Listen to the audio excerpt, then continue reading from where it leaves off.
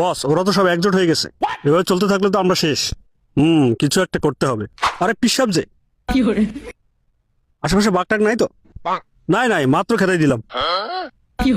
তা হুজুর, আপনারা আসন কটা দিল? এই 47টা দিবে বলছে। আচ্ছা, কি কর, মাত্র 47টা? আর প্রধানমন্ত্রী পদ দিল নাকি রাষ্ট্রপতি? এগুলো নিয়ে তো কোনো কথাই হয়নি। কি বলে? আমাদের দল গোপনে জরিপ চালাইছে।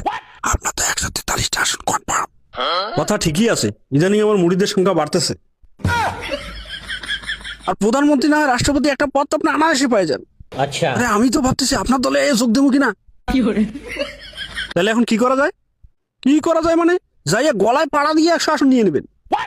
আর প্রধানমন্ত্রী না হয় রাষ্ট্রপতি পদ দিতেই হবে একটা। একদম হাসা কথা কইছো, এখনই যাইতেছি। একটু জর্দামুখী দিয়ে যান।